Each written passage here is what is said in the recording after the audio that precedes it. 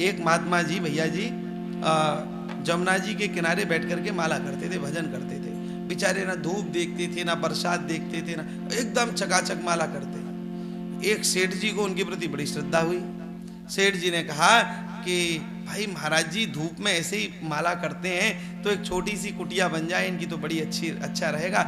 सेठ जी कहीं बाहर गए थे तो आए, चुपचाप एक जो है छोटी सी गड्डी बना करके नोटों की और महाराज जी के आसन के नीचे लगा गए। महाराज जी ये सुनो बच्चों, सुनो ध्यान से सुनो। महाराज जी ये 2 लाख रुपए आए महाराज जी, मैं चाहता हूं कि आपका एक कमरा सा बन जाए तो आप उसमें रह करके भजन कर लिया करो। महाराज स्वीकार करना। महाराज जी अपने मस्ती में थे, ध्यान नहीं दिया। क्या ठीक है, आ गया। अब वो महाराज अगले वर्ष फिर आया वही व्यक्ति, तो उसने सोचा बोले कि कमरा बन गया होगा, देखूं महाराज जी का कितना बढ़िया काम। तो उसने देखा महाराज जी ज्यों के त्यों वहीं जमुना जी के किनारे माला फेर रहे थे। अब तो महाराज लाल हो गया क्रोध से, और बताओ 2 लाख रुपया दे करके गया और कमरा नहीं बनवाया। तो आकर के एकदम महाराज जी के पास थोड़ा झिड़कते हुए बोला, महाराज जी मैं तो बड़ी श्रद्धा से आपको पैसा दे करके गया था, 2 लाख रुपया था महाराज जी, आपने कमरा ही नहीं बनवाया।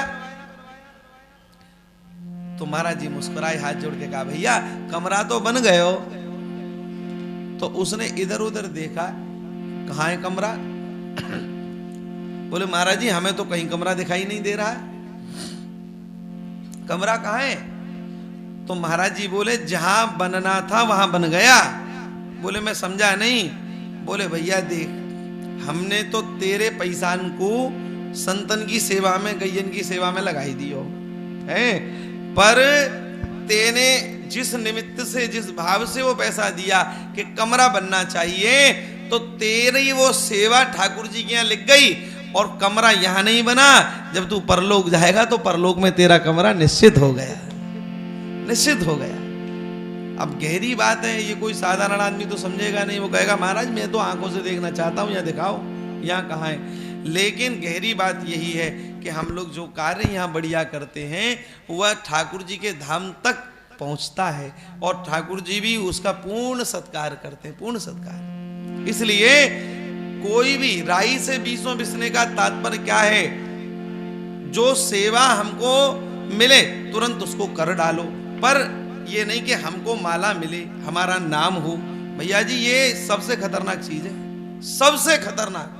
और इसके कारण हम लोग सब अपना मटिया मेट कर देते हैं।